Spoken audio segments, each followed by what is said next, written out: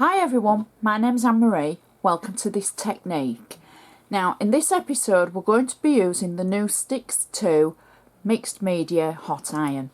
Now it's a great item to have in your stash because you can do so much with it. I'm going to run through a few of the things that you can do and what you can use it with and the items that you need really to go with it. However, there's some items that you might want more than others, or you might just want everything. Now when the iron actually comes, it comes flat packed and you simply slip the handle into the back and the front catches, and then obviously it looks more like an iron than a flat packed one. There is a dial on it and it says silk, cotton, and what was the third one, Anne-Marie? Silk, cotton and wool. And you simply turn the dial and on the side of the iron it says temperature mark, and you turn that to the temperature you want it to be, as in the fabric, and that's what it'll heat up to. Now I'm going to turn mine to linen, cotton linen, because that's the hottest temperature as far as I can tell. So might be wrong, but that, as I've tried it, that's how I found it to work best for what we're going to do. So I'm going to put the iron to one side and I'm just going to turn it on so that it can heat up while we look at other things that go with it. Now the first thing, the one thing that you are going to need is the heat-proof parchment paper. This comes in a pack and you get 10 sheets in the pack. I'm going to put the links below to get to the Stix2 website so that you'll be able to go directly to that. You get 10 sheets in this pack, and what I've done is I've got a pile of old paper, just copy paper, and then I've got a sheet of the heat-proof paper on top of it for the project that we're going to do with this. One of the other things that you might find that is very handy is the foils. Stix2 do a great range of different foils.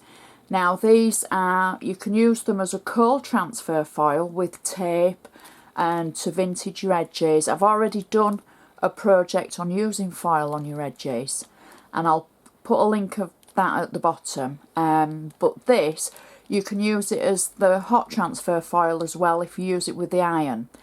I don't think you can use it as in the laser foiling with the machines like the Mink and things like that, but it does work really well with the iron. Now the other thing that you can get is the Adhesive fabric transfer sheets, and you can get it for delicates and you can get it as standard for various materials. Now use it both the same way, but for your delicates, obviously if you're using a more delicate fabric underneath, then you could use that for that. And also the various materials you can use on paper and card because I've tried it.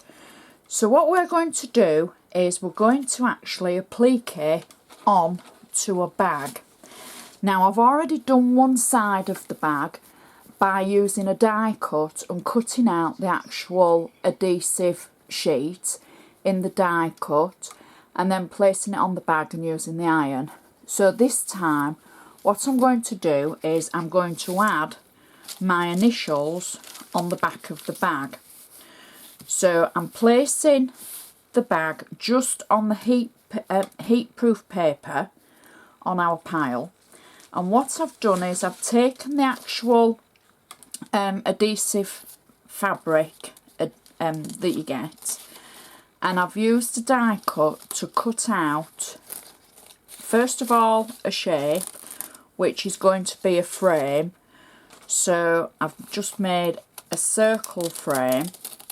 Now the adhesive sheets that you get are all on backing sheets, so once you've used your die cutting machines, and I'll give you a bit of a tip here, When you take it through your die cutting machine, because it's fabric on one side, well, it's like an adhesive fabric on one side, and then it's a flat smooth surface at the back, do it face down, so the actual rough side, it's like a texture on one side. Do that face into your die, because the actual die edge needs to cut through that a little bit harder than the smooth surface. But it is all trial and error. So once you've cut it off, cut it out from your die, peel the back of it away, and then place that onto the item that you're going to put your foil on. So I'm just simply going to add that circle there, and then what I've done is I've cut out my initials. So I've got a V and I've got an A, so I'll just take the backing away from them. Now I wanted to do this and for you to see as much of it as possible rather than me to sort of have everything prepared ready, because I just think for something like this you want to see as much of it as possible. So those are my initials in place, and I'm quite happy with how I've got them positioned. I don't really want them straight, I want them at an angle like that. So next you need to choose your foil. Now I'm going to use the gold foil, and I'm going to use 2 pieces, but I'm going to place one piece over in a stretch like that, and then the second piece of foil I'm just going to trim, because I've got the side of the circle to do as well with the foil. So I'll place one side over that, and then we've got a little bit at the edge as well. So next you need your heat-proof paper. So I've already got some out ready, and you kind of make a sandwich with it.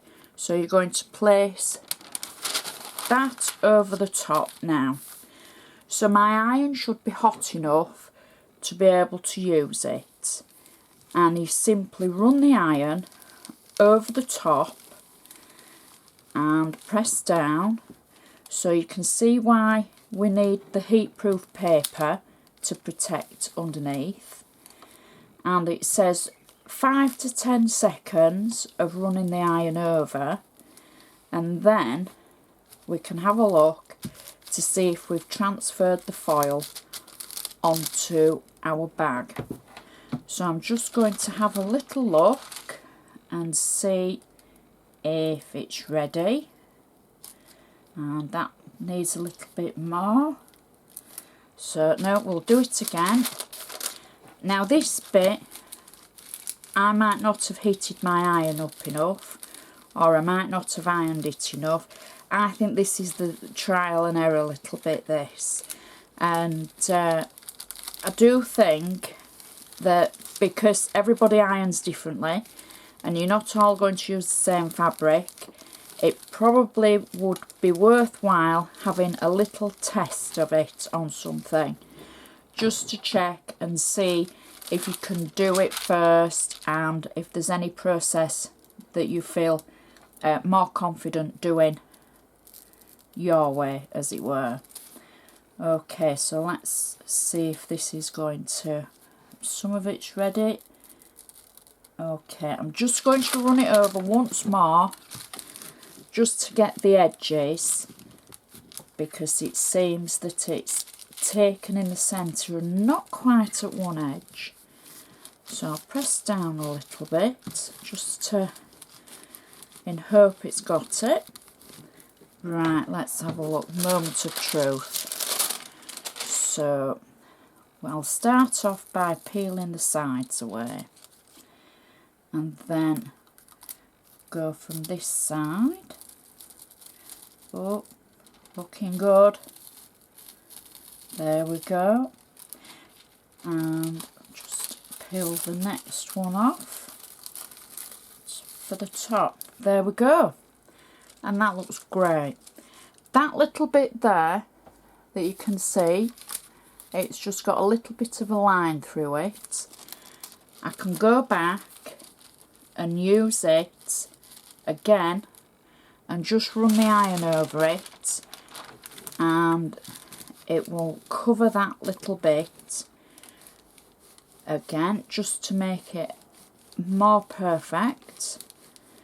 And I think it's just a case of playing with it to see what you can actually achieve and you can do. There we go, so it's filled it in a little bit more, and that is my bag finished with my initials on. And it finishes off the back that I've already done. As I say, that was from a die that I cut out that shape, and there's my initials, so I'm quite happy with that. Now the iron, I'll just turn it off. The iron can be used with other things. It doesn't have to be with a foil transfer. There's lots of different textures and multimedia items that you could use it with. Your wax from your wax glue guns, punches, not just die cutting. You could punch out the adhesive fabric. You could make applique work and badges using it. Now you can also get a reel of hemming adhesive. So for dressmakers it would be very useful as well. And the adhesive is a strong one, so your hems aren't going to drop. Useful to keep in your sewing bag as well, just in case, you never know.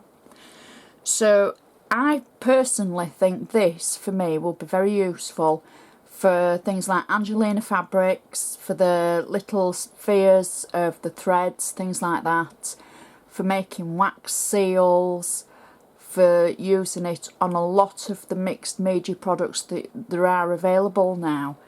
And I think it will just absolutely be awesome for all the steampunk work that you can do and backgrounds to make unique items for your own projects. So I'd like to thank you very much for watching, and I hope you've enjoyed this insight into a fabulous new tool from Stix2, and hopefully you will join me again for another project soon.